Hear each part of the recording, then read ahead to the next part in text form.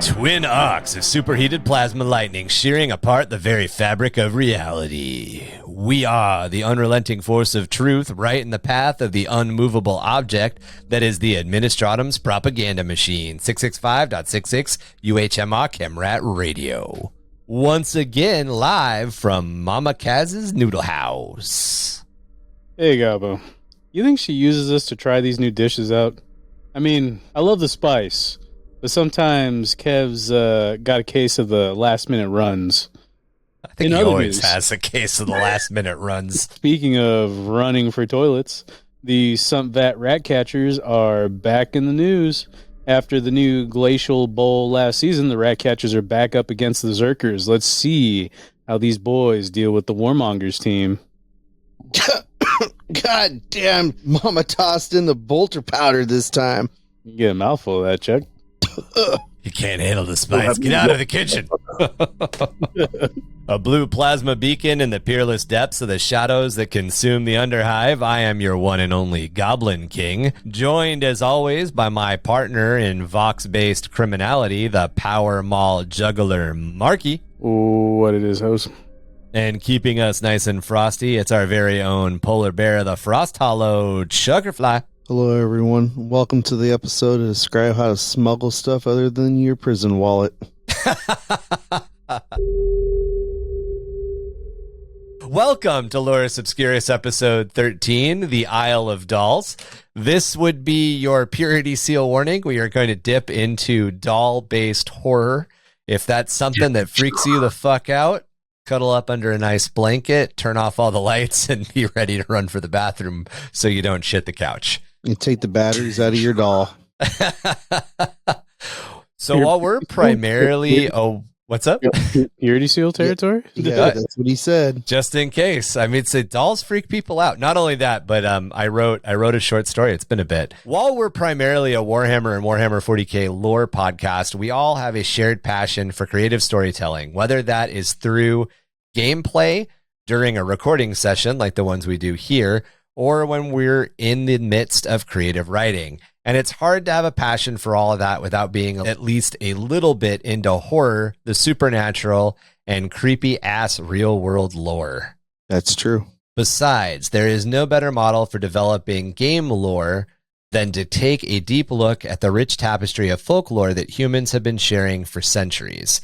That's our goal with these segments, to look into the strange, paranormal, and quite often haunting things that help establish the folklore of our real world, in order to figure out how to design elements that can be fit into storytelling in our favorite fictional universes, be it an existing universe like Warhammer, or creative collaborations like some of the tabletop role-playing games that all of us on the cast enjoy and that we know a lot of you guys enjoy. It's always kind of been our aim as we've designed Lorus Obscurus to talk about creepy real world stuff and then introduce some homebrew Warhammer 40K lore with a short story, normally centered around the Innsmouth Hive. However, recently, as we've expanded our community podcast lore with the help of our community over on Discord, we've fleshed out the Carcosan sector, and part of that was introducing a Ordo of the Inquisition known as the Ordo Obscurus. This branch of the Inquisition focuses on the retrieval and containment of certain artifacts, which at times defy all laws of the materium and immaterium. But... Yes, Satan? Oh, I'm sorry, sir. You sounded like someone else. I haven't even got there yet, man. Those are the artifacts. Before we jump into the real world lore of the Isle of Dolls, we would like to present to you Ordo Obscurus file SX0249. So you mean you're going to scare us before you tell us we talk about the real world scary stuff? Right, exactly. So yeah, our earliest set of Lorus Obscurus episodes were all centered around real-world hauntings, the different types of hauntings that happen in our world. The idea behind the episode was essentially that all ghostly manifestations in Warhammer 40K would kind of be something of the warp leaking over, because the warp is where human souls go after they die, etc. We looked at the 4 Chaos Gods first. We introduced 4 stories. Tom did our one for Nurgle. Kevin did our one for Khorn. Marky and I wrote the Zygonia backstory, Zygonia being our Slaanesh character. And then Marky and I wrote Marky, Beast, and I all kind of talked about, and then I wrote the Katarina short story, and that is our Tzeentch character. So Zygonia and Katarina are characters that exist in the Underhive. Zygonia is a very famous singer. They are androgynous. What do we call it? Fuck metal? Yeah. Death synth or synth death or whatever. Yeah. But yeah, the essentially. Death fuck metal. That was death the other fuck metal. That was the other genre that Ryan and I came up with. Yeah. Fuck metal. So Zygonia was not obsessed with their looks when they were younger. They were a child of the Spire. However, they were very enamored with the ability to sing, and that became their thing. They really wanted to be the best singer ever. And through the pursuit of that, essentially shenanigans, and by shenanigans, I mean everybody died. And Zygonia is still one of the most popular pop singers in Innsmouth Hive. Nobody knows that they are a manifestation or a demon of Slaanesh, essentially, or a devotee of Slaanesh, essentially. And real quick, because for $3, $6, or $9, you can join our Patreon, shameless plug, and see these extremely creepy images that Ryan decided to show me right before I go to sleep of dolls. Oh, they get worse. Yeah, perfect. That's exactly what I want to hear. Katarina, on the other hand, was a cogitator, a servitor cogitator, who was wired in to do data processing, and at some point stumbled across some lore that had been hidden or found or whatever in one of the data spools, and read it. The cogitator read it, and it reawakened the neural pathways that healed her brain. And she essentially returned to life. She read as much as she could and is essentially a vampire. She haunts the Underhive, stealing the youth and beauty from... She's very beautiful, and she essentially continues to live by stealing the life force of victims that she comes across. So I'm torn between two of them already. And she is our avatar of Tzeentch. Yeah. Kevin told... What's up? I was just saying knowledge. Kevin told a story of a guy who had gotten severely over in his, or over under, what's it called? I guess it's over, right? He went severely overboard in his gambling and had gotten a lot of debt to some bookies. And the way to get out of debt with the bookies was to pit fight. However, the more he pit fought, the more he wanted to just kill. And eventually he let rage kind of overcome him. We did not name him yet. We were going to return to his story at some point and tell a little bit more of that. Part of getting through this, kind of going back to our original roots of Lorus Obscurus, is what we're doing now. So we're probably going to come back to that. And then Beast introduced a strip club near the sump, right above the sump. Yeah. What? That shit was dope. Yeah. It's a strip club controlled by Nurgle, essentially. So it looks nice and beautiful, but if you stay too long, if you don't leave at the right time, the doors lock and the entire strip club actually sinks back into the sump. Yeah, it's like if you remember from Dusk Till Dawn, it's kind of like, what is it? The twisted titty? Twisted titty. The twisted titty? Titty twister. Yeah, it's like the titty twister story where like you show up, you stay there too long, all the vampires show themselves. Yep. Very similar. Oh, man. That's if you can find pussy cheaper, fuck it. It was pretty dope. Yeah, it was like nurgling spilling out of people's mouths and shit. It was pretty gnarly. Essentially, after a certain point, the glamour wears off, and the strippers reveal themselves to be nurglings or female poxwalkers. Again, you've been sucking on a boil for half the night. It's great. It's good to go. It happens, man. It happens. That explains the briny taste. Yeah, for all you Nurgle lovers out there. Rugen somewhere just popped a Woody. Yeah, you've been popping a titty the whole night, and then, when midnight strikes, it's just a fat boil. It's a boil that you're popping. The poxwalkers looking down at you like, yeah. That's disturbing as fuck. That's grimdark, right? Yeah. Yes. So from there, obviously, you guys have heard us kind of move into cryptids, and then we moved into haunted forests, and that's kind of where we're at now. But we kind of lost sight a little bit of relating it back to Warhammer 40k all the time. And one of the big things that we had done was we had set up the Ordo Obscurus. And the Ordo Obscurus is a special branch of the Inquisition, as I just mentioned above, that essentially, I don't know why I said above, like I just mentioned earlier, it's above in the notes, so it's above. It's an Ordo that essentially acts a little bit like the SCP, if you're familiar with creepypastas and internet lore. The Ordo Obscurus is essentially like the same sort of idea. It's just sort of embedded in the functional lore of Warhammer 40k. It's a minor Ordo of the Inquisition that's entire job is to track down anomalies and artifacts that cannot be dealt with or destroyed and then contain them. That's their entire job. So they find these things that don't fit anywhere. They can't be destroyed. They can't be exorcised. They can't be banished. They just have to kind of be contained. And their job is to contain them. Yeah, I was going to say almost like the Conjuring series where they have that room that's full of like possessed artifacts and just all around haunted gadgets and gizmos. Gadgets and crap. Yeah, they got Annabelle. We'll be talking a little bit about Annabelle today and all of her friends. So with that in mind, let's jump into a little bit of a short story that we prepared for you guys. Vox Cogitata Net Access Ordo Obscurus. Inquisitorial Archive Segmentum Obscurus Dunwich Sub. Classification Indigo. File number OMLA-Carsec-SX0249. Ordo Malleus Lavinia Addismore. Object class, Hereticus. Euclid. Disruption class, intermediate risk. Inquisitorial containment procedures. SX0249 is stored in a translucent crystalline plasmantium coffin measuring 1 meter long and 42 centimeters tall by 14 centimeters in depth. The coffin is fused with obsidian trim at the joins and locked with a crypto-cyclonic keypad, synced to the savant's biosignature alone. This coffin is then secured upright at the center of a 1 meter squared void-shielded cell at Site 072. SX0249 is to be actively monitored via picked cogitator stations at all times. Avoid direct observation or interaction by novice or non-size shielded operatives, as they will attempt to free SX0249.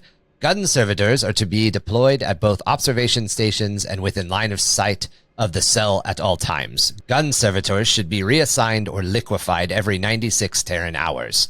Direct examination of SX0249 is locked to Indigo level Rosette or higher and requires no less than 2 size-shielded operatives of the Chamber Militant to be present along with the observing interrogator or inquisitor. Description brief. SX0249 is a child's doll, measuring just under 75 centimeters in height and weighing approximately 1.8 kilograms. The doll is a female in design and dressed in a manner that suggests SX0249 was designed for children of the Imperium wealthy and elite. Rich crushed lavender, velvet, and other finer fabric made up of courtesan's dress, which covers a synth fiber body filled with weighted beans or beads. Porcelain hands, lower legs and feet, and a head make up the rest of the doll. Finely crafted leather boots cover the feet, and a blue lace veil is attached to a small hat on SX0249's head, which is covered in royal curls made from reclaimed human hair. SX0249's eyes are made from glass marbles, which seem to roll with red and purple clouds. The porcelain face around its eyes is scarred and cracked deeply, a stark contrast to the near perfection of the rest of the child's doll. These cracks and scars suggest the head has been shattered innumerable times before somehow reforming on its own. Looking directly into SX0249's eyes fills the subject with an immediate sense of belonging, calm, and familiarity with the doll. Within an hour, the subject will seek not to move more than 2 meters away from SX0249. By hour 2, the subject will take SX0249 with them wherever they go. By hour 3, the subject will seek to get others to gaze into SX0249's eyes. By hour 4 of exposure, the subject is completely enthralled by SX0249's will, and will begin to hear the doll speak to them. In observational cases, no one who has gazed into the eyes of the doll can hear these voices.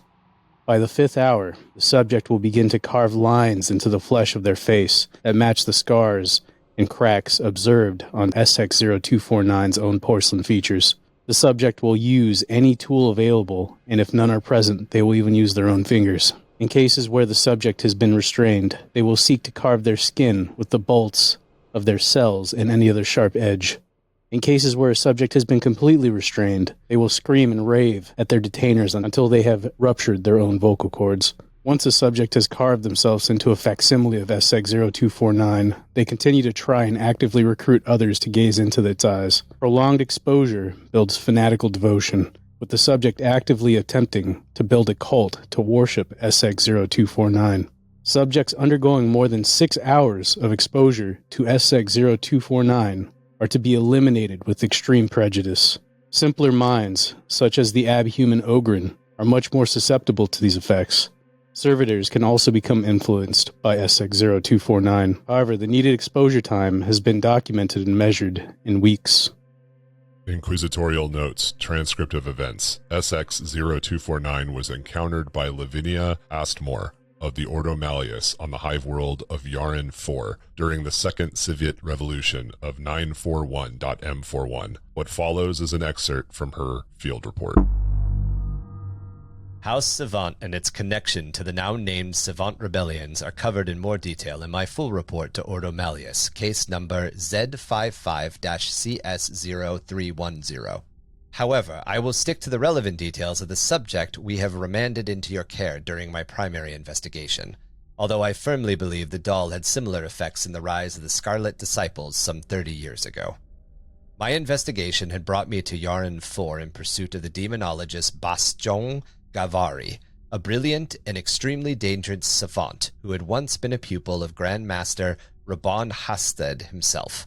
I had tracked the arch-heretic and his collection of dangerous grimoires to the thermo-slums of the Castilian Hive, but before I could act, fate, or perhaps the will of the God Emperor, saw to bring my team directly into conflict with the Cult of the Eye, placing my operatives in a position to stop the bombing of the Novranik Arms Manufactorum. Baston Giovari, for all his machinations, used this diversion to slip once more from the Inquisition's grasp.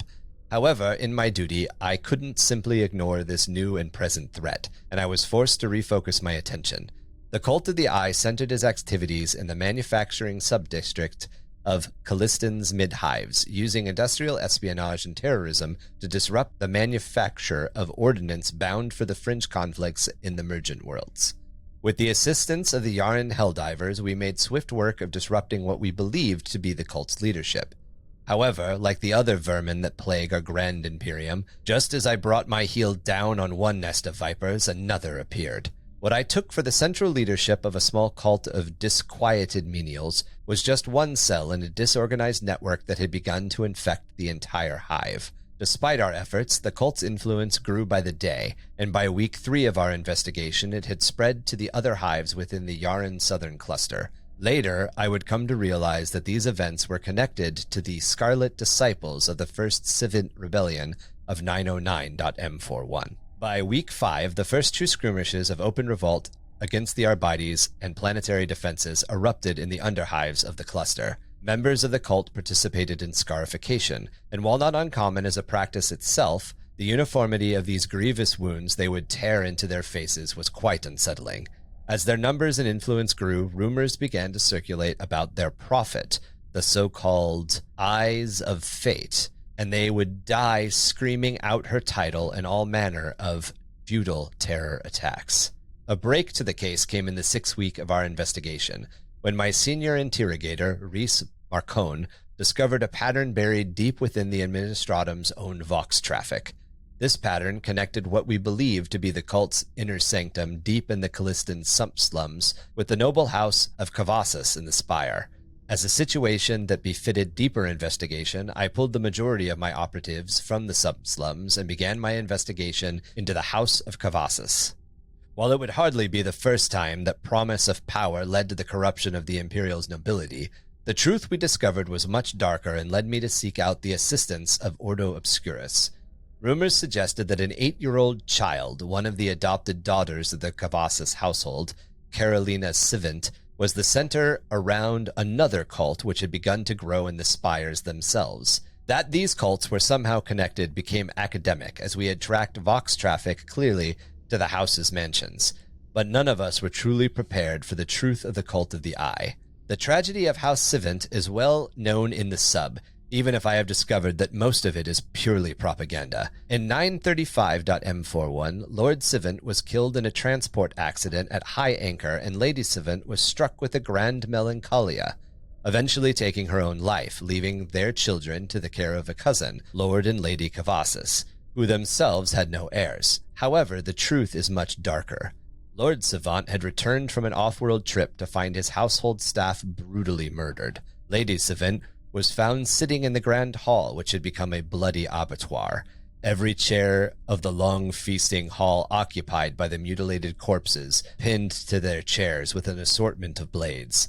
The table itself was set and bearing a spread of their own organs and entrails on its blood-stained silver platters, goblets filled to overflowing with blood and viscera laid before them. The lady herself was dressed in her finest, although it was now splattered and stained in the blood of those she had slaughtered. Her own eyes, which she had carved out herself, lay on her plate before her, long-bladed golden seamstress shears clutched in her right hand.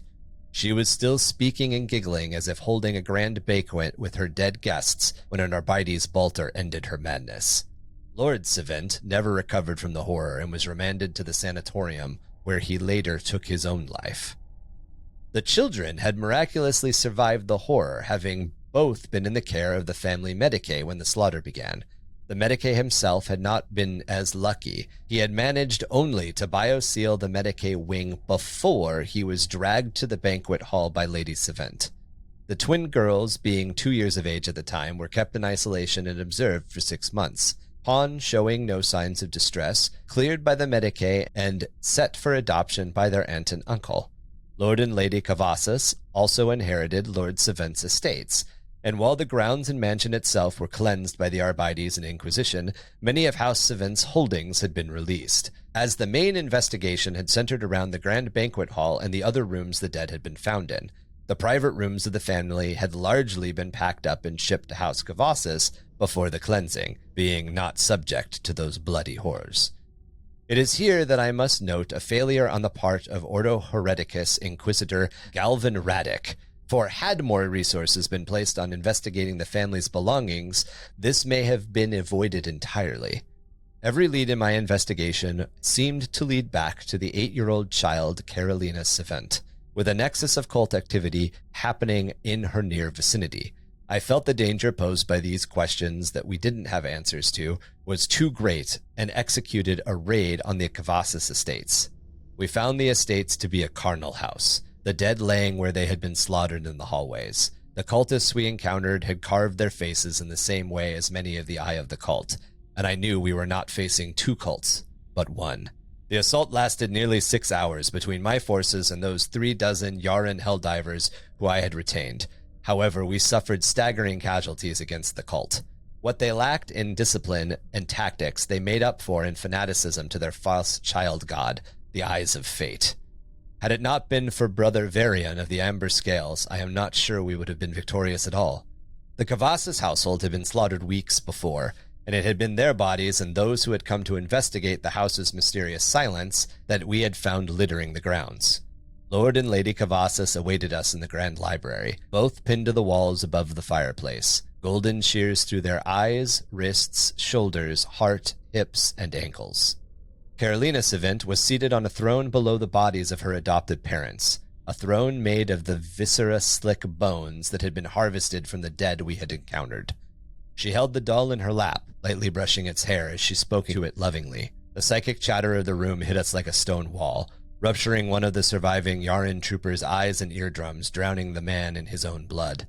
In a few seconds it took to take the grisly sight of the room in, we could all hear whispering of a child, somewhere in the back of our minds.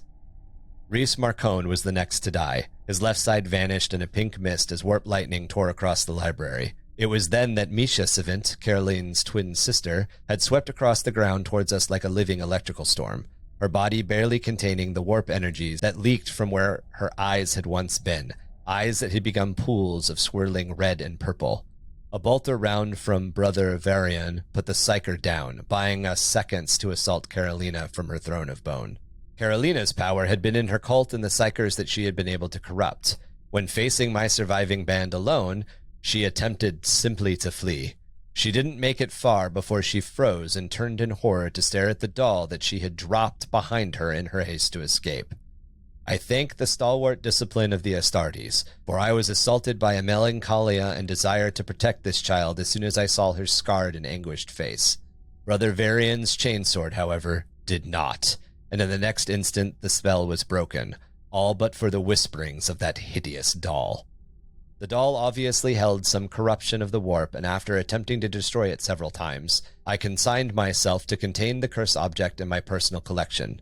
It claimed no less than 3 other lives, even while locked and contained in my personal library aboard the Avion. Early on, I destroyed the damned thing more than once. Every time it would simply fix itself and appear back in its containment case, even if light years separated where I had left the pieces and my ship. That is how my investigation led me to your Ordo. Emperor knows how much of my life this doll has consumed these last 50 standard years. But it's your problem now. If I never hear its smug voice again, it will be too soon. Special Addendum, Inquisitorial Interrogation, Detainee, Report of Brother Varian of the Assault against House Cavassus. Message redacted. End log, CogitatorNet 377.992.m41. SX-0249 was remanded into the care of Savant Maximilian Heinrich on 125.991.m41 and transferred to the Void Fortress Site 027. SX-0249 has been destroyed 211 times by Ordo Obscurus operatives. It has always returned within 3 standard days. Inquisitorial Archive, Segmentum Obscurus, Dunwich Sub. Vox, CogitatorNet access, terminated.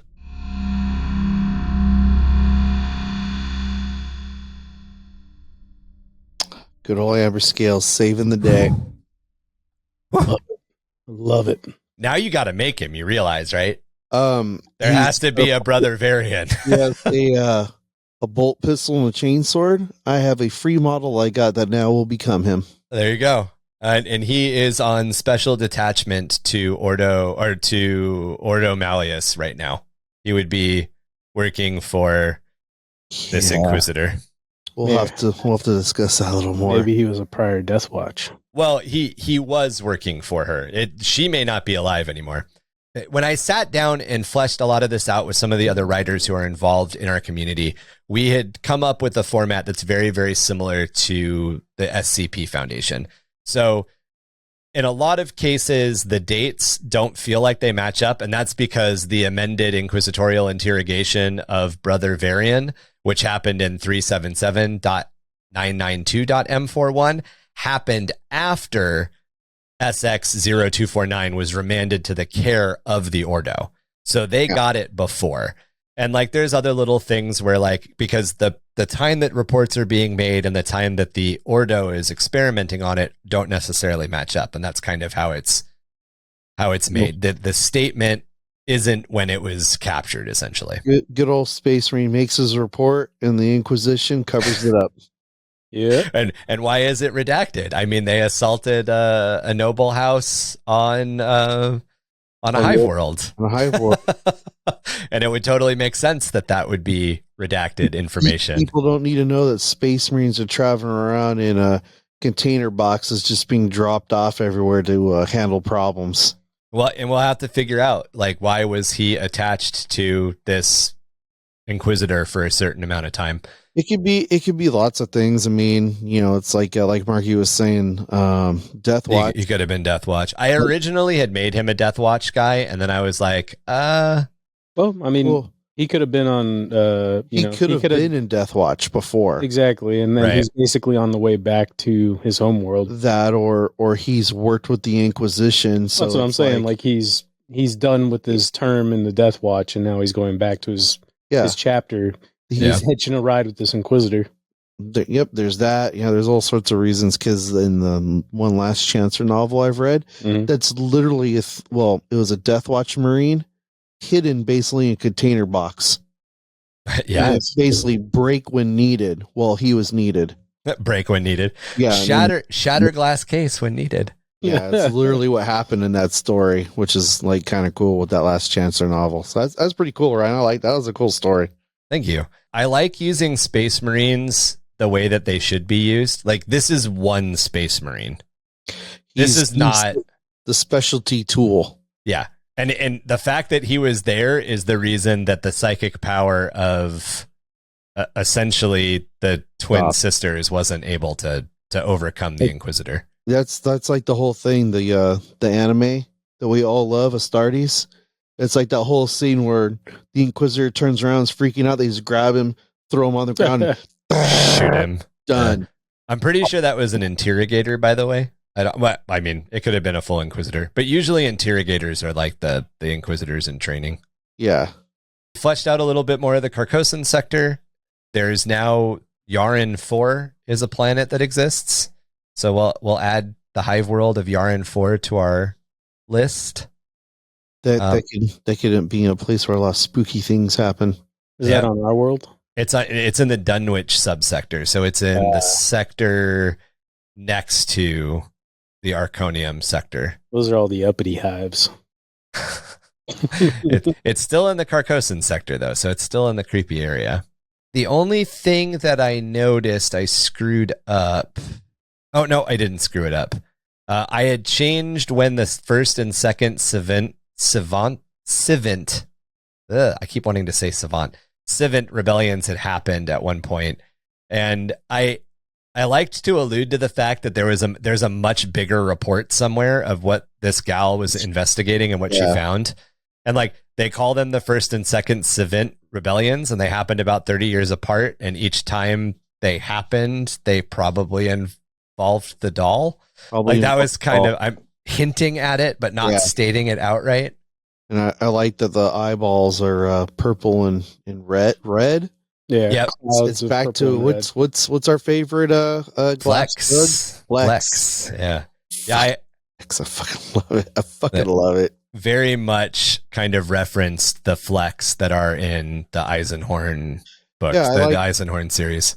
Like this story, I think Ravener series is a good example of what you guys are trying to make of tying real world 40K lore already existing into short stories people can make. But we're also not... No, but I think it's a great example. Like, you pulled things we're working on as a group, things that's already existing. I thought that was great. Yeah, the doll being stored in her private library for 30 or 50 years, it was very Annabelle. Yeah. I like that, yeah. It makes me really want to. I don't know. I think I've told Ryan, I know I've told you, Marky, but like, the more like this happens, the more of everything else we're doing. I really want, like, I have this story arc I've thought of for maybe not exactly Lorus Obscurus, but for someone that ends up becoming an Inquisitor, like the story of that lowly sergeant that ends up ranking up. So the two things I try never to do is I referenced Flex from the Ravener series, but I didn't make my Inquisitor important enough to the written lore that the official lore that she now has to, that her existence retcons Eisenhorn or Ravener series. It's just, and the other thing that I tried to do was I tried to leave it as open-ended as possible. You know, she remanded care of the doll to the Ordo Obscurus in 991.m41. So 8 years before the fall of Cadia, which is 200, we're now 300 years later in theory in 9th edition. So if you wanted to say that one of those Yaren Helldivers, like you were just saying, survived, maybe he's the only one. It's the sergeant who survived. He's the only person who survived. He continued to be in her war band for 20 years, 30 years, and then became an Inquisitor or whatever. That's not how his story fleshes out. I'll have to tell you later. All right. It also gives the ability for any of us or anybody, any of you guys who listen, if you didn't have an idea what you wanted to do for your own Imperial Guard army, we just dropped the Yaren Helldivers. Like, you don't have to make them at all, but you can use that Helldivers part if you want. That's just an idea for it. Insinuates, in my mind, that this entire unit of Imperial Guardsmen is 100% Halo jumpers. They're Halo divers. They're dropped in in low orbit in parachutes, not in drop ships, not in, they're not Elysian drop troops. They're legitimately helo divers. They're dropped at that level in the atmosphere with parachutes so they can insert silently, probably into the tops of hives that are having issues. Like, that's their speciality is fighting in spires. High altitude, low orbit. That's a bitchin' idea. Yeah. And it's different, because Elysian drop troops obviously are dropping from orbit and they're dropping with a bunch of tech. This is the opposite. This is the low-tech version of that. This is the 101st Airborne in World War II coming in hot. Yeah. It's the dudes jumping out of the C-130. Thank you. The C number things in the Godzilla film with the red flares on their boots. They're dropping into San Francisco. That was the idea that I had. It was like, that's what these guys do. That's cool. These guys are the silent version of the Elysian drop troops. Like, it means that you have to get into low orbit, which is its own problem. But so, yeah, the entire inspiration for the story, the entire inspiration for this episode is the Isle of Dolls, which I will say I've seen 3 TV shows on, and each one of them have been years apart. So on those TV shows, there's been a progression of this place. Oh yeah, yeah. People keep doing stuff to it. And I literally just watched one this week because there's another show. I'm like, oh, I like this guy. I like his other spin-off shows. Oh, he has a spin-off show with other people doing stuff. And I'm like, wow, the place just keeps getting creepier. I've heard of it. Don't know anything about it. All right. So the Isle of Dolls, or La Isla de las Muñecas? Muñecas. Is that dolls? Yeah. So La Isla de las Muñecas? Muñecas. Do it again. Muñecas. Muñecas. Yeah, yeah. Like, I agree. Yeah. It's an Enya, so it's muñecas. Muñecas. All right. Learning Spanish with Marky. Yeah. I don't Love it. I don't even speak it. So it is completely wrong. It is a chiñapa of the Laguna de Tequila located in the channels of Xochimilco.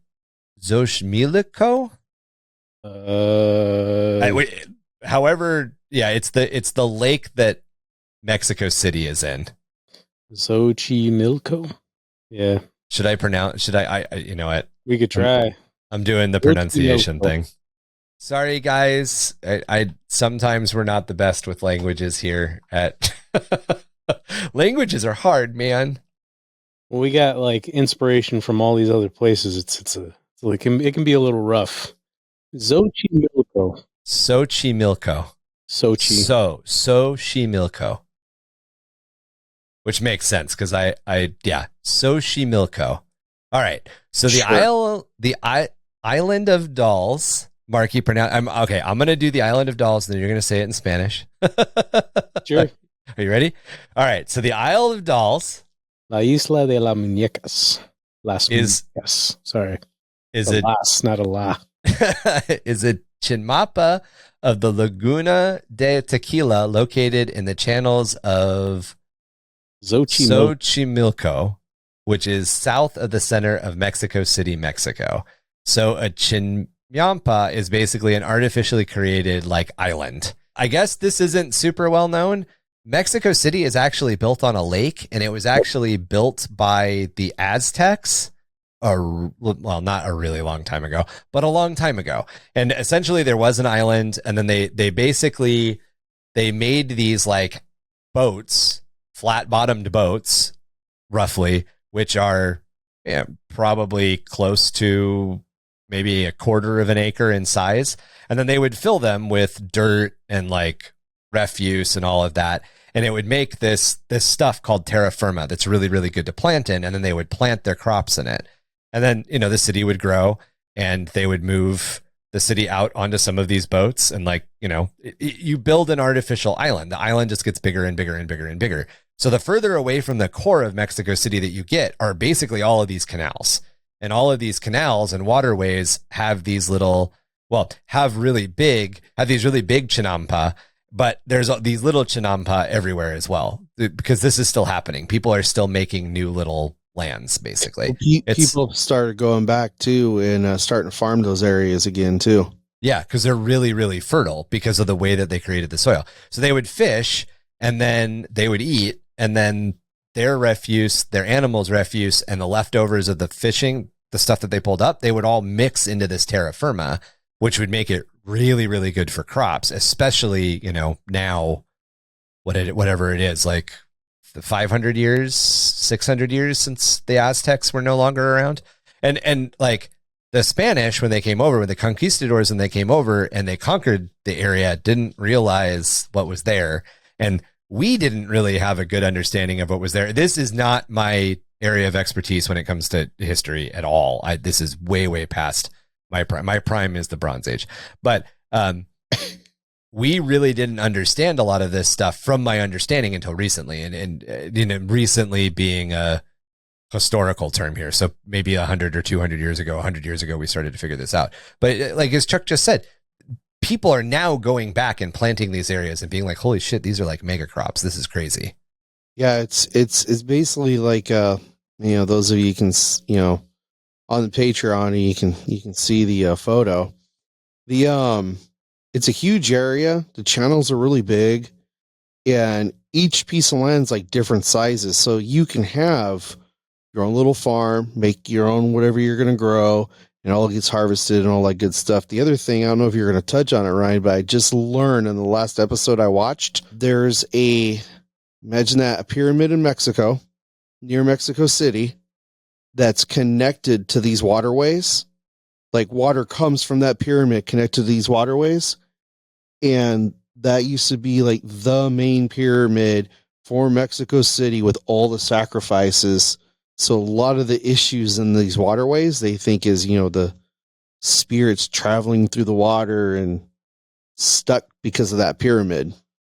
Interesting. I did not. I did a little bit of research on the Island of Dolls itself, but Mexico City, like very realistically, could have its own Lorus Obscurus episode because it's a very interesting city. Mm-hmm. It's, in terms of massive empires that dissolved historically, Mexico City literally happened like 500 years ago. It really wasn't that long ago that the Aztec civilization fell. It is the Aztecs, right? The Incan. Yeah, it's the Aztecs. Man, I'm really rusty on South American history, apparently. Chalk's listening right now and just screaming at us. Shaking his fist. Yeah, if you think my geography's bad, history is my second worst subject. Yeah, we should definitely have Chalk on to talk at some point about Mexico City, because Mexico City, this whole area, it's really fascinating. All of the ancient, and it's so weird because we keep saying ancient, but all these old pyramids. I got a question for you, Marky. Oh, you know which direction it is from where we are right now? South. Okay, cool. Good job. That's all you need. Gold star. Gold star for today. Yeah, I did it. Award that man 1 gold purity seal. I'm decent in biology. That's about it. You know about the proboscis and the whip tails? Go with the and then the midichlorian. No, not the midichlorian. The mitochondria is the powerhouse of the cell. So, yeah, the good with anatomy as well. So and we know you demonstrated every podcast. Yes, the areola podcast. Oh my god. Yeah, very familiar. Oh my Tell us more god. about the island there, Ryan. I got to break Ryan one time every episode. All right. So the Isle of the Dolls itself was originally owned by Don Julian Santa Ana Barrera. I believe I'm pronouncing his name right. And it's full of dolls hanging from trees and buildings covered with cobwebs and insects. The place was named in the 1950s when the dolls started to randomly appear all over the island. According to the legend, a young girl drowned entangled among the lilies of the canal, and her body was found on the banks of the Santampa Chinampas. Santana claimed to have heard the girl crying out, "I want my doll," and terrified, hung up the doll he found near the girl's dead body. After the event, every time he went outside, he claimed to have found a new doll hanging from one of the trees. He later died in the same spot that the girl drowned. Many believe that his death was caused by the girl's spirit, which still haunts the island. The dolls are still on the island, which is accessible by boat. It's kind of become a tourist trap. It gave me chills for a second. Yeah. Well, the last show I just saw, the nephew is now he's running the caretaker of the island, and he was staying there at night. Now he doesn't anymore. Yeah, I bet not. I wouldn't. It's too much. Like these shows, of course, I'm talking about are ghost shows, and needless to say, I know everybody's skeptics, and the ghost shows, set everything up. But it is interesting to watch stuff. They've been in the house near the doll, other dolls activating without batteries in them in the middle of the night. Nope. One of the shows even, has the live feed cameras, constantly, because there's only 3 of them on the show running around doing stuff. Fire starting up in the fire pit. Nope. Out. We're going, boys. That's it. We're done. Yes, Satan. Bring in the inquisitorial kill team. Yeah, it's like they film it during the day. So like during the day, you're like, yeah, that's weird. Like during the day, when you see it during the day, you're like, that's weird. That's peculiar. Like this is off-putting. Why would somebody do that? But then you see it, like they're walking around at night, and you're like, yeah, get fucked. Like, I'm good. I'm good. Yeah, What is where is it? We still have need of your bolter, brother. Get the flamer. The heavy flamer. Yeah. Get that Parmesan going. One of the things that I found kind of interesting was that, so tourism, especially dark tourism, has become like a big thing. And a lot of people go down because they want to see the Isle of Dolls. People want to be scared a little bit. And apparently it's bad enough that a lot of the little chinopas around it in the area have started to like mimic the Isle of Dolls, but there's only one true one, and you have to kind of know who to talk to and the right places to go to actually get to the correct island, because if not, you just end up on one of these other islands. But there's all sorts of like weird television show stuff that's happened, and like I read some story where they had left some of the comics from one of the telenovela shows there like overnight, and like the next morning, it wasn't even the next morning, it was like midnight, the dude he left with all of his friends and was like, fuck you guys, I'm never coming back to work. I think I started watching I think it was Skinwalker Ranch, right. Like I couldn't finish it because, like you said, Chuck, it's almost like they like really stretch the imagination on some things, and it's just kind of like really like I think the part that I had to stop on for Skinwalker Ranch in particular, I know we're talking about the Isle of Dolls, but is it the Dragon Force guy or whatever the fuck his name is? yeah, Dragon. I'm Dragon. Is it Dragon? I think it was Dragon. It was something like that, but no, actually I went a little further. It was the part where I think like coyotes attacked the alpacas that they put inside their like little their area, and they're like, we don't know what attacked the alpacas. There was one person there. There he is, Bryant Dragon Arnold. That's right, Dragon. Oh, okay. Why do they call you Dragon? I'll be dragging these nuts all over all over this goddamn ranch. We dragging nuts all over this ranch. But it was the part where like some coyotes attacked the alpacas that they put there, and they're like, yeah, these weren't normal coyotes. It could have been something else. and the only camera angle we got was 50 yards away through two trailers, so you only see like the large coyote-like animal attack the alpacas as they're yelling, and one of our security guards is able to run it off, and he's saying that it's the largest coyote that he's ever seen. It almost didn't even look like a coyote, and I'm just like, all right, guys, come on. It was probably just a normal coyote, and they were, stretching the truth to make it interesting. Well, the shows I'm talking about, like so far, they're ones I like that I've watched enough now where it's like they all seem pretty credible. Well, you want to believe that it's all real, that they're not stretching it that far. But it's like this place in particular, I've seen it on 3 shows now. It's just it's fucking like I said. Yeah. Look, we live on the mainland U.S. and there's creepy places around where we are right now. Yeah. And it's like I've been at those places and it's like you see it during the day, you get an odd feeling, but then at night you're like, I'm fucking out. I'm not even trying to experience this right now. I'm not there's just your dolls at night. There's just something about. So here's the thing. The vibe of the Isle of Dolls is very much like the Sawyer family from Texas Chainsaw, right? You don't, even if there's nothing supernatural there, the dude who wears human faces and chases young women with chainsaws lives there, and he hangs up creepy. It's just got a vibe, man. Yeah. A vibe that I don't want to feel. It's just, I'm not vibing. I'm not on this wavelength, brother. Yeah. I do this weird thing where like I put myself in the situation and like I can feel, and like I think of like the scariest like situation thing that could happen. Yeah. So like just a few seconds ago, I'm like, all right, well, if I were there, like usually I'm like, I don't give a fuck. I'll walk through anything. I don't care. But right. I picture myself sitting in the middle of a dark forest with dolls hanging everywhere. And then I imagine myself turning around and seeing a small doll-like figure rush up to me like, 50 paces in 2 seconds. I'm like, yeah, that'll probably scare the shit out of me. And I get it's yeah, that's what was the movie? There's a movie, it's Eric Bana.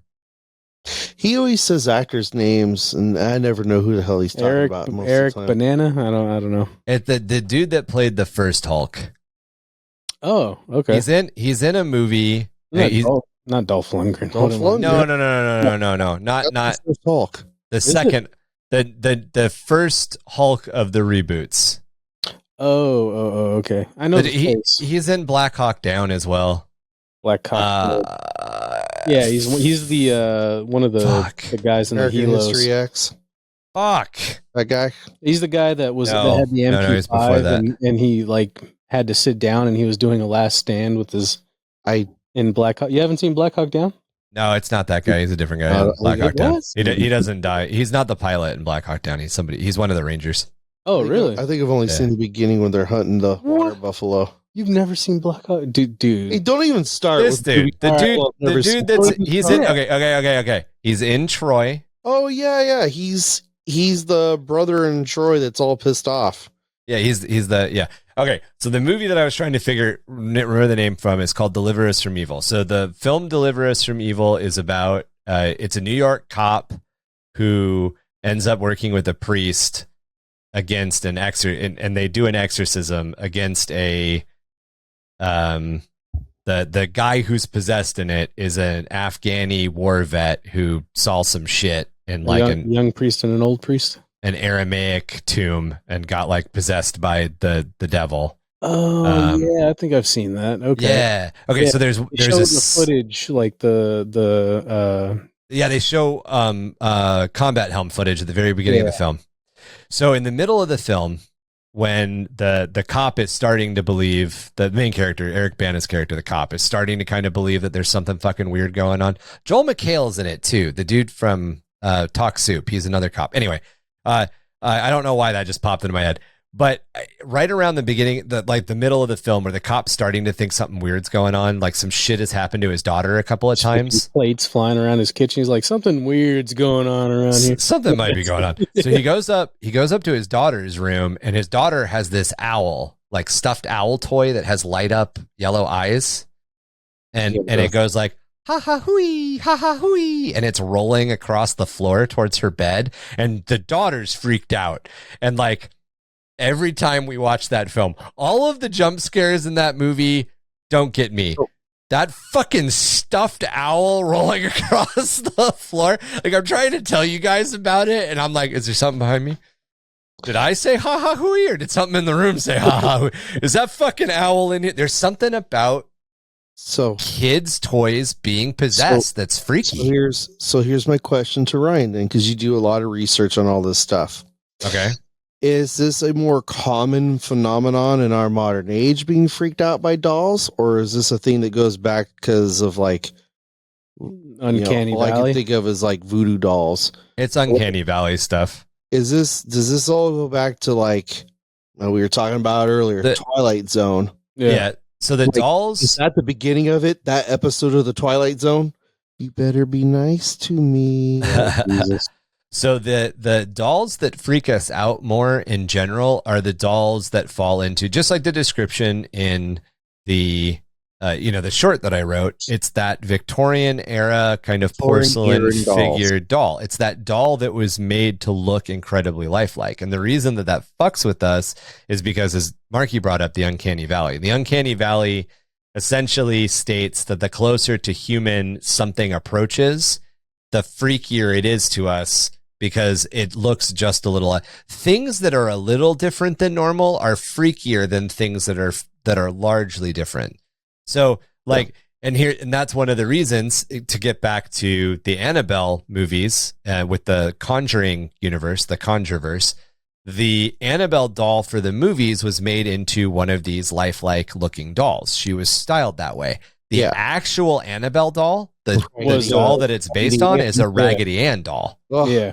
Which when I learned that, made it even creepier for me, because I grew up, watching the Raggedy Ann cartoons. My sister had a Raggedy Ann doll. So that like, I learned that, and I'm like, are you serious? It's that cloth doll? Yeah. But Raggedy Ann dolls aren't that freaky. They don't have that thing that weirds us out, because they're not made to look super lifelike. They're made to be a very, very removed facsimile. So that's my question. Like, did these stories start coming up when, like, the Victorian era, when dolls were being made to look like that? Or is that a more modern thing of being freaked out by these child toys?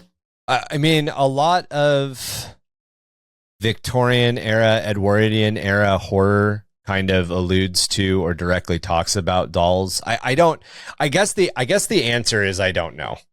Son of a bitch.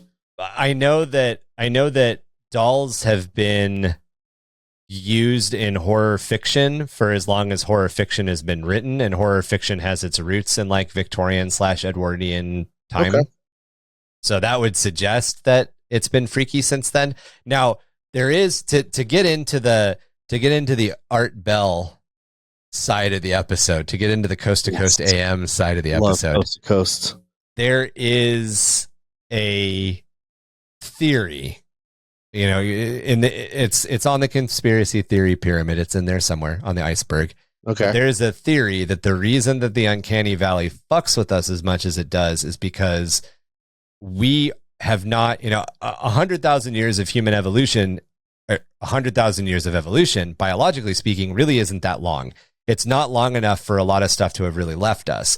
And this theory that explains the reason that we have a problem with the Uncanny Valley is because there's something that used to hunt us that looks a lot like us and mimicked us. And, people will say, oh yeah, Neanderthals, obvious. Like, people will come up with these little examples and all that, but we interbred with Neanderthals, which kind of suggests that Neanderthals weren't that big of a competitor of ours. They were a competitor, but they were a genetically compatible competitor, and Neanderthal DNA got into Homo sapien DNA, at least a little bit. I don't know how much of it has continued, but this sort of idea that there was a super predator that hunted humans that looked like humans is something that's kind of pervasive. And like, we see it reflected in modern fiction. We see it reflected in modern horror. You know, vampires look like humans, zombies look like humans, werewolves have human-like aspect, even Sasquatch and Yeti and those sorts of creatures have humanoid-type features. Humanoid type things, so that's why deep in our psyche it freaks us out. Right, even aliens. And that's the other thing, you know, as society has progressed, you know, when we covered the Black Forest not too many episodes of Lorus Obscurus ago, we talked a lot about werewolves and the problems that society had with werewolves. So as society has progressed, like werewolves were the thing for a while, ghosts were the thing for a while, vampires were the thing for a while. Now aliens are a thing for a while. Is all of this a psychic projection of our fear of some unknown thing, or are these psychic entities? And I'm not talking Warhammer 40K right now. I'm talking about like we're talking real world theory. Are these entities real things that are projecting a psychic manifestation that appears as a thing that we culturally fear at the time? And it's interesting. I don't know. So I was just wondering if there was some kind of connect on why dolls freak us out so much. I mean, like, I'll be honest with you, like the photos, if you guys can see the photos, you Patreons when you're watching. Shameless plug. The couple $3, $6, or $9. $3, $6, or $9. The ones you've that one right there freaks me out more than the one with the yellow eyes. And that's actually why I made the doll SX0249 have that like cracked skin, that like it's been damaged a bunch and put back together. It's, you know, I don't know why that one bothers me more than the other one with the yellow eyes. This one is honestly one of the freakier pictures I pulled up. The one on the right? Just both of them. The doll without any eyes at all, probably because the paint's worn off. And then the doll that's like, what is that? It's so old. Yeah. Did you wrap a corpse in like cloth and then put it into children's clothes? What the fuck, man? Wood and oil. It's just amazing to me that like something that small can freak people out.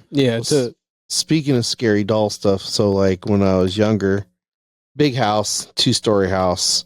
I'm the youngest of 2 brothers, and brother moved out, parents divorced, so it's just mom and I.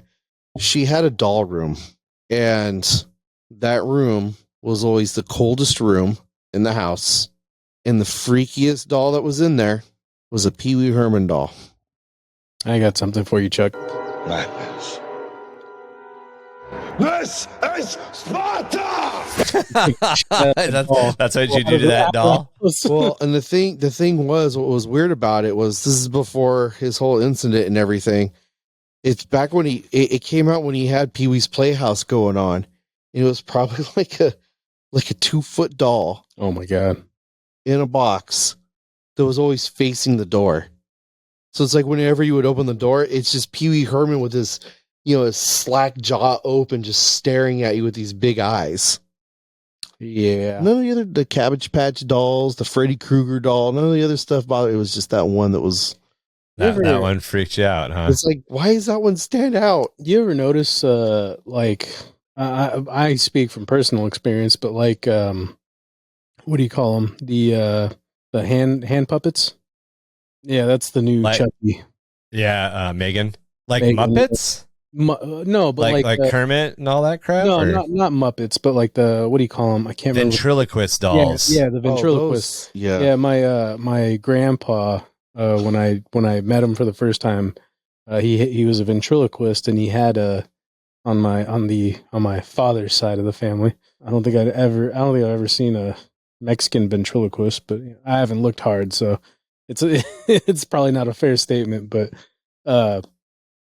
yeah, the first time I met him, he had, you know, ventriloquist dummies, or whatever you call them, dolls, and dude, they freaked me the hell out. Like, I've never seen one before, and it was just something about it, you know, it's just freaky. They are creepy. Yeah, they are super fucking creepy. To circle back, unless you had more on your story, Chuck. No, just that it was a freaky ass Pee Wee Herman doll. It was a freaky ass Pee Wee Herman doll. And the thing about that room, that was my brother's old room. Yeah, it was always a normal temperature when he was there, but when it was just the dolls. Yeah. And the weird thing is, there was no curtain in that room, so even in the summertime, it was always a cold ass room. I would have liked hanging out in there, dude. I would have been like, yeah, guys, just keep it cold. If you're gonna stay here, you keep it that way. Yeah, I don't mind if you're haunting it. Just make sure that it's nice and like Make sure it's a nice temperature. 65. Okay. Yeah, a nice Like even, nice clean 65. I'm all right. But to circle back on what you were talking about, Ryan, how like kids dolls kind of freak you out. I can't remember which one was it. It might have been like Conjuring 3 or something. But they had that one kid that had the Crooked Man doll. You remember that? I know we talked. Oh yeah, the Crooked Man. That shit freaked me out pretty good. I don't know if it got you at all. The first time the Crooked Man like completely unfolds himself and comes stomping down the hallway gets me. And it's interesting because in that case, the CGI isn't amazing. Like you can tell it's CGI. Oh, but in that case, it fucking works for what they're doing. Right.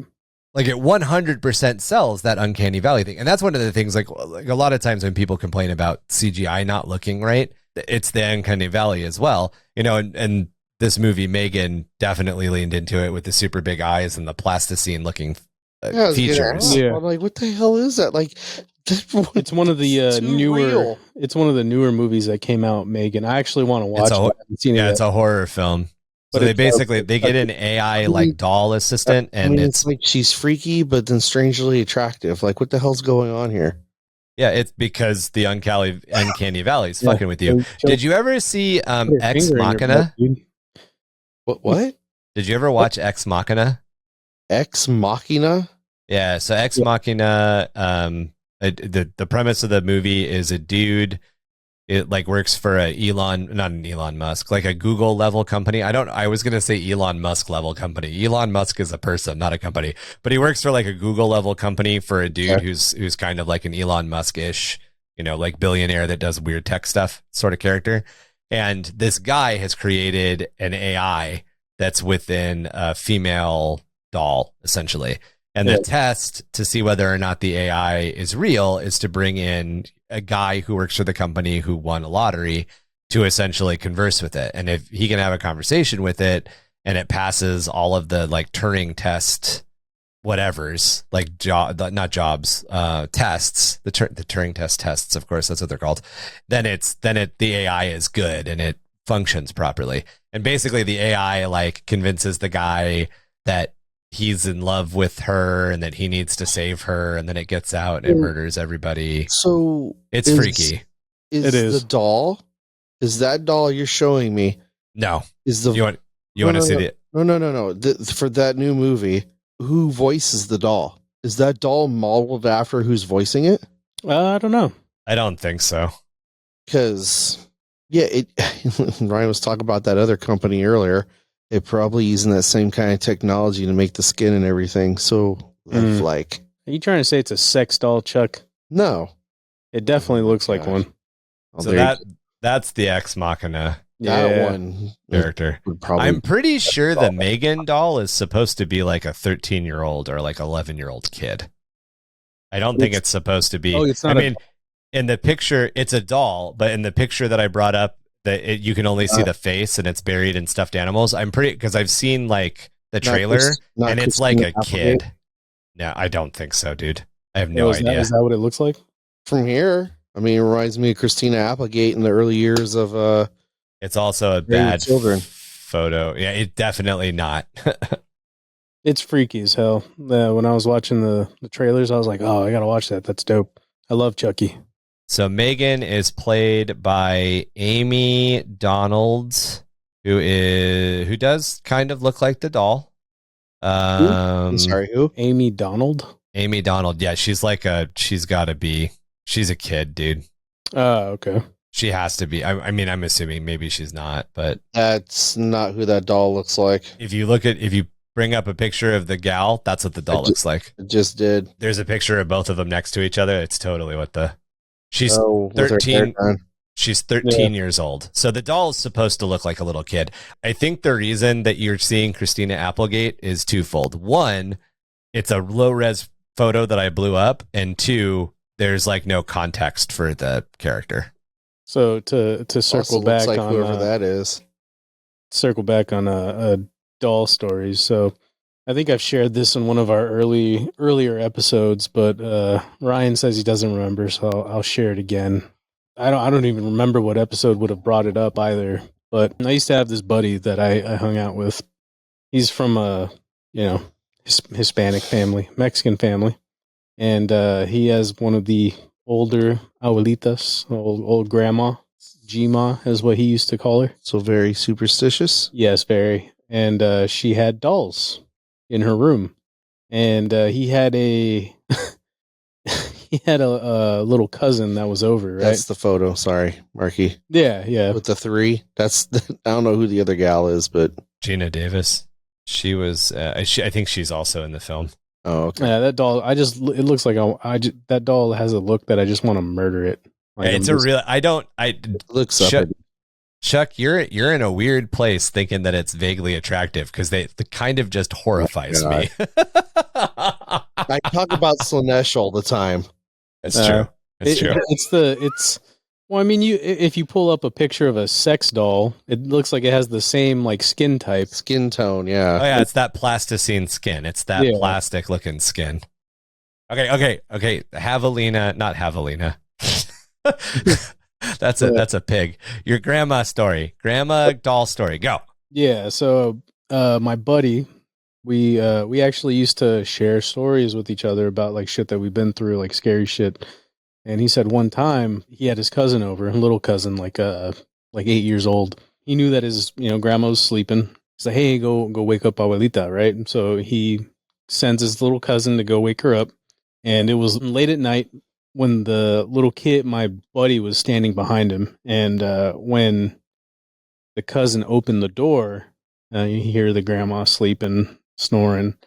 And as he opened the door and like took a step in, his grandma suddenly sat up and pointed at one of the dolls on her wall and said, El Diablo. And the cousin went to turn around because he was going to run the fuck out of the room. And my buddy was standing there, and I guess it scared him because his cousin pissed his pants as he was walking, or as he was like making his way to run out of the room. He turned around and he said, all I heard from my cousin was, and he pissed himself. And I probably would have too if I saw that. Because Grandma sat up, pointed at a doll, and said, El Diablo, let me tell you something. Yeah. Nope. I would have drop kicked Gma for sure. I'd be like, not in this house.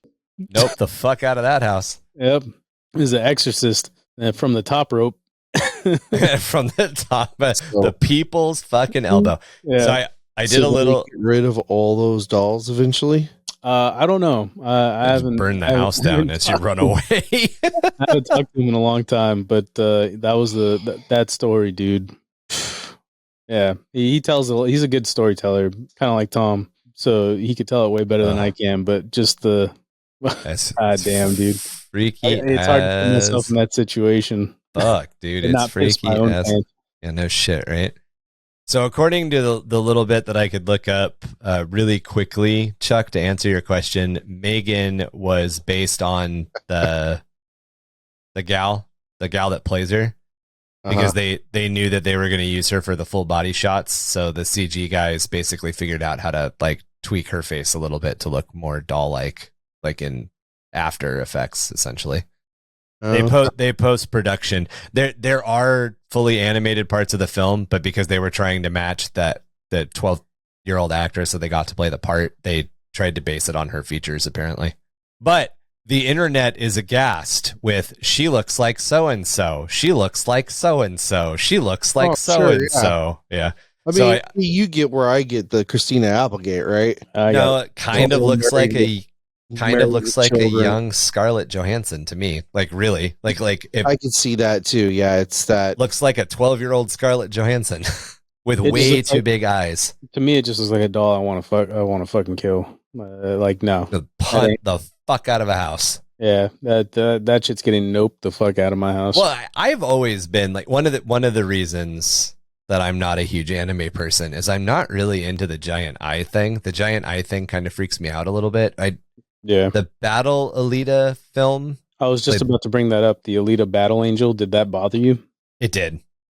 It was very weird. It didn't bother me because it looked fake, because like the movie's stylistic, so that's fine. What bothered me is that her eyes are too big, and that's freaky. And like, I can't remember the name of the model, but there's that Russian model who's done a bunch of plastic surgery to make herself look like Barbie / an anime character. Yeah. And one of the things she did was she had her eyes like cosmetically widened, like they're bigger. Her eyes themselves aren't bigger, but she had like her eyelids. Yeah. The skin or whatever around them shrunk. She's not going to be in the Barbie movie. Yeah. She looks freaky as fuck. You know that one chick from what is it, the Queen's Gambit? Yes, I know who you're talking about. Yeah, her eyes are a little like wider, but like her eyes are also fucking huge.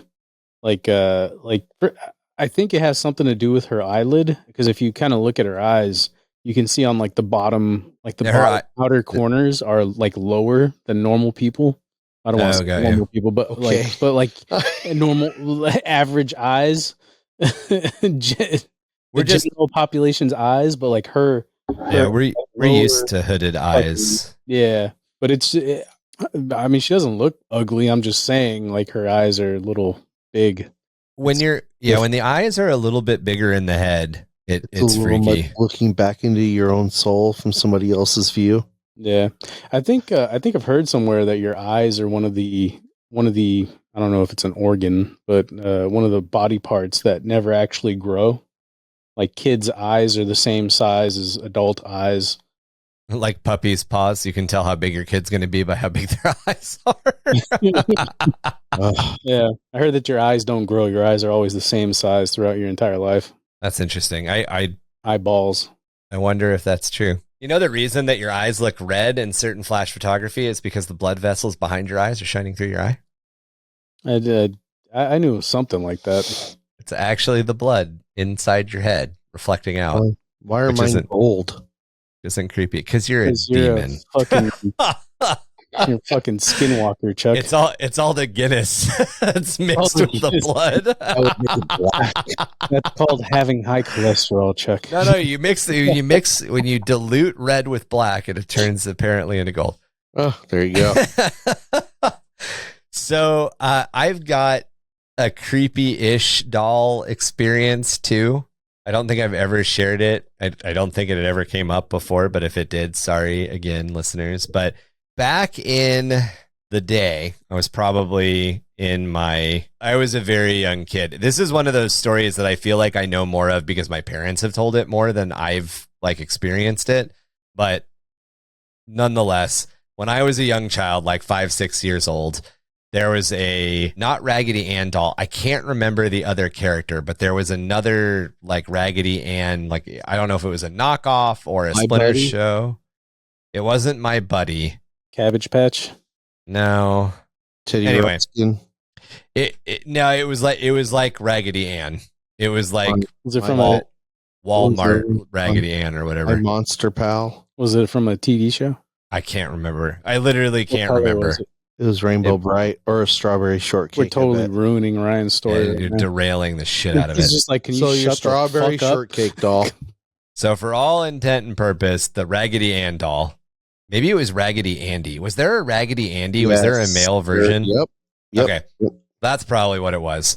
There was a Raggedy Andy doll that had been given to us for a birthday event of mine. And I just didn't like it. And it's not that I thought it was creepy or anything. I was just never the kid that liked dolls. I have one stuffed animal.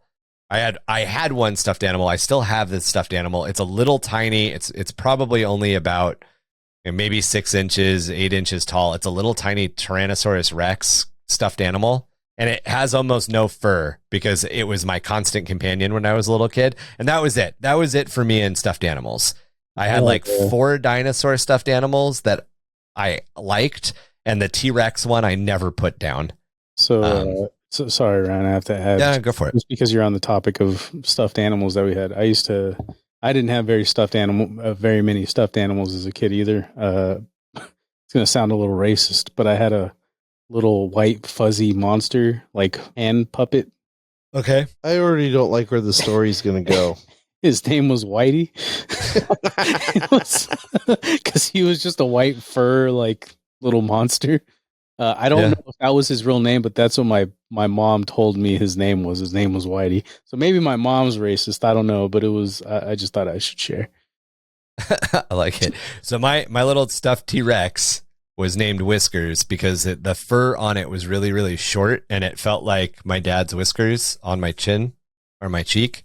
And I was 4 when the T-Rex became my constant companion. So my dad was also in the military, and I would go for chunks of time not seeing him, and I was a little kid, so emotional blanket or whatever.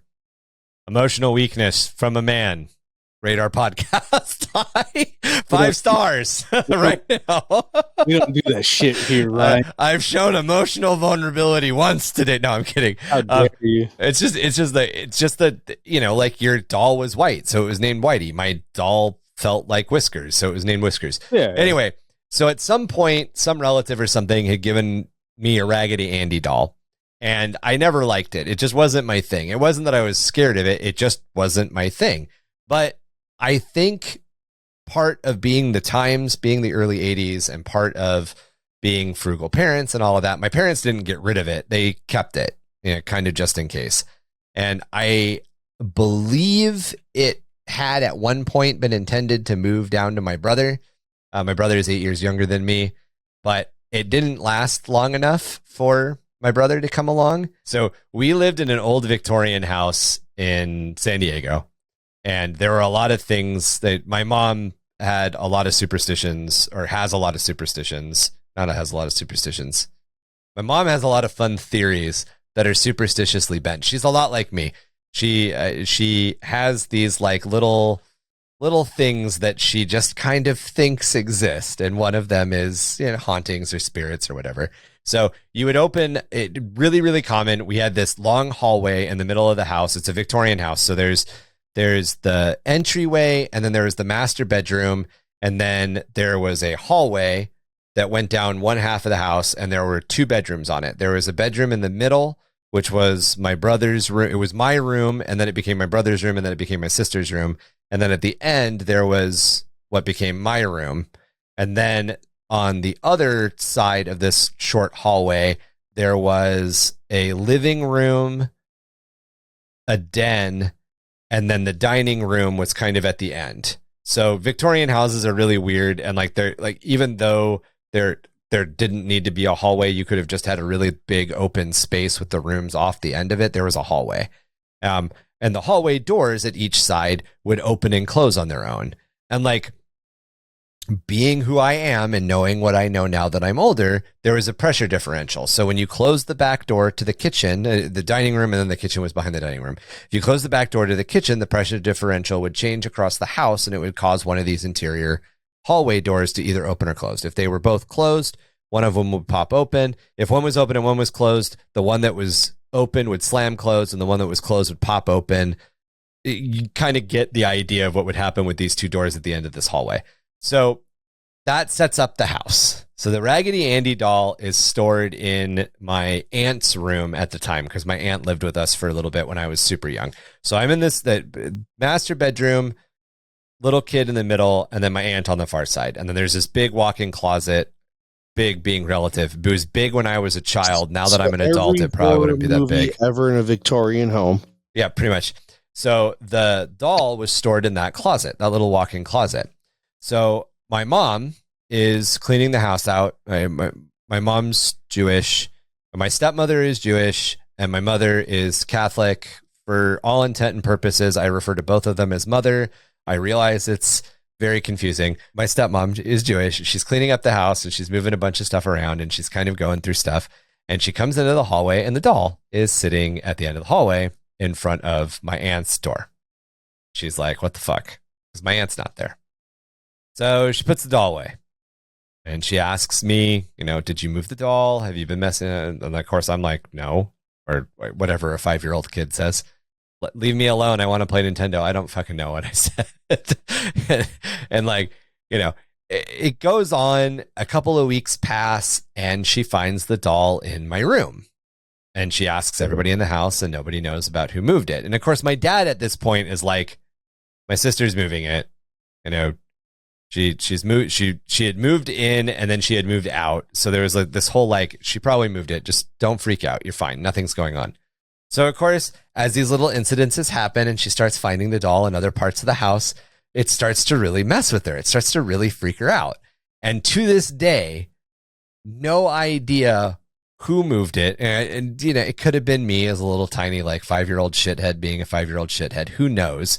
But to this day, she has no idea how the doll moved, and the doll would appear in different rooms and in different positions. It had appeared in the living room on a couple of different couches. It had appeared, you know, in front of a couple of different doors. It had been in my room a couple of times, and she knew I didn't like it, so she would move it out of my room.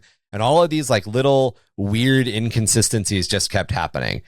Eventually, instead of keeping the doll to see whether or not my brother wanted it, or another kid had wanted it. They had planned to have kids past me. They just hadn't happened yet.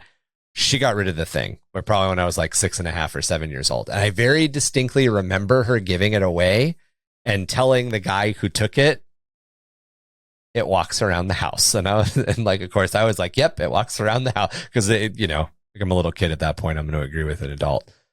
I've never found out the full story of it.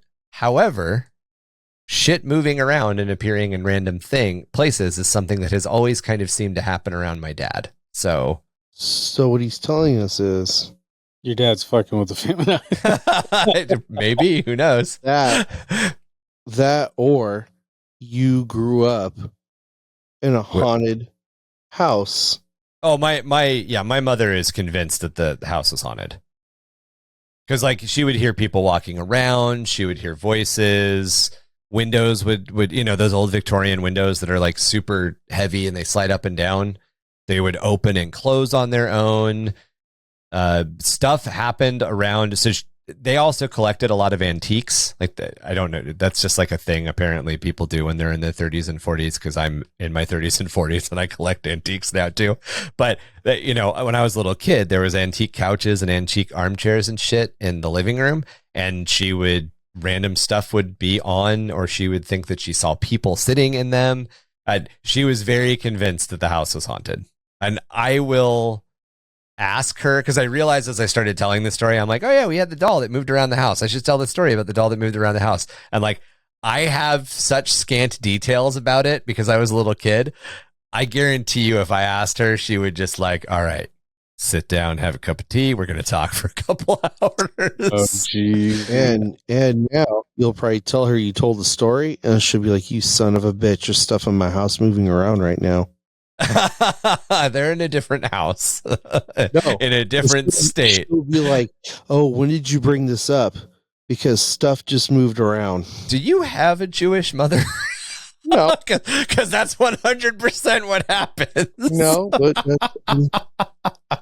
I can see that happening. Yeah. Nope. Did you bring up in your Gentile podcast? Ryan, do you remember that Raggedy Ann doll that you had? Oh It my showed God. up on our doorstep 2 days ago. Oh no, yeah. It's well, she also has the thing where her left hand can find anything you lose. I don't know if you guys have ever experienced that, but like I misplaced my keys, and she's like, "Don't worry, my left hand will find it." And she did. She just fucking finds it. I'm like, "How the fuck did you find that?" I looked there 3 times. So when the doll got given away, it never came back. No. The doll. Once the doll was gone, the doll was gone. The doll wasn't possessed. It was something in the house. I'd probably. I mean, again, this is an old Victorian. Like doors would open and close all the time. There was a smell of smoke that you would get in the middle of the house, like an old cigar smoke in the middle of the house every once in a while. Stuff would go missing and not come back. Lots of like Goblin Universe stuff, realistically. Lots of just weird, anomalous activity. Like the house I currently live in, and it's not an old house. Any closing thoughts on the Isle of Dolls or on creepy dolls in general? Any stories we missed out, guys? Yeah. Fuck that shit. Fuck that shit. Burn you it down. Want to go visit it, Marky? I mean, With a We're flamethrower? We're going next week. I already arranged it. I mean, scary stuff for me isn't really like I don't pursue it. If all my buddies were like, "Hey, we're gonna go to the Isle of Dolls," and it wasn't, an airplane ticket away, I'd be like, "All right, cool, let's go." but I'm not like Dark tourism isn't your thing. Yeah, well, I mean, just tourism in general isn't my thing. I prefer the comfort of my home.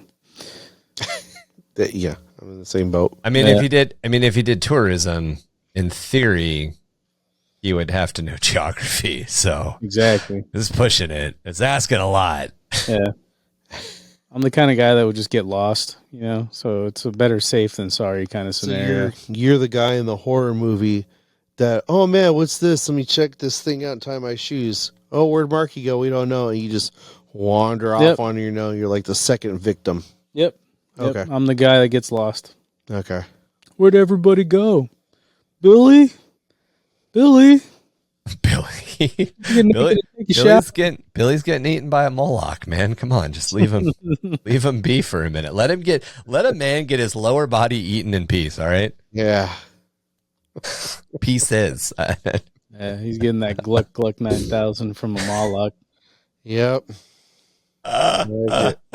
Oh my god, man! I hope we get new Moloch sculpts just to piss Marky off. I mean, because I want new Moloch sculpt. What did I say the first time? That was rude. He's Maul licking his balls off. That's the second time you've broken me this fucking episode. All right. That's right. That wraps it up for our Lorus Obscurus episode on the Isle of Dolls. We have 2 more segments on haunted forests, including a forest in the Pacific Northwest and another one in the Appalachians coming at you guys.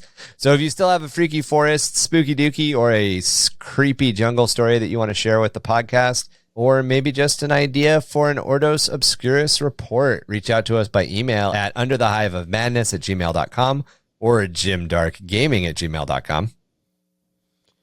And don't send the carrier pigeons anymore. We retired those. we don't accept owl post. No, definitely not owls. They've been eating the small animals that we keep as pets. No, because owls are witches. Hey, what's wrong with being a witch, dude? Whoa. You can also join us on our community on Discord. Marky coming in with the save. That's right. Not only can you talk to us about lore, hobby, tactics of 40K, but you can also get involved in other topics like Warhammer Age of Sigmar, Magic, Gathering, role-playing games, video games, and much more. You can also find us on Facebook, Instagram, and TikTok, or find us at underthehiveofmadness.com. Help the podcast grow by liking and reviewing us wherever you get your podcast fix. We are on Spotify, Apple, Google, Stitcher, and many more. Support us on Patreon at www.patreon.com/underthehiveofmadness. All Patreon members get access to video podcasts with minimal editing, so you can see our beautiful faces and hear all of our award-winning, amazing blunders. All Patreon levels also get access to our quarterly painting contest. Plus, we have perks at higher levels, so go on over and check it out. Come on down to Mama Kaz's Noodle House and try out the new blackened pepper bolter fried rice and frost scorpion spice stingers. 4 creds all you can eat. Don't forget her high famous Habroof rice wine has been voted the best damn soju all over the stacks.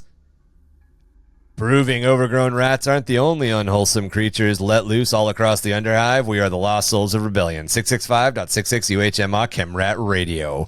Reminding all of you Chemrats, Hive Mice, and Sump Ghoulies to keep those dials fixed right here. Same ratty frequency for an epic dose of the same ratty-ass attitude. Four-armed emperors lurk in the night. Stare at the dark too long. You'll eventually see what isn't there. And read a book. Motherfucker.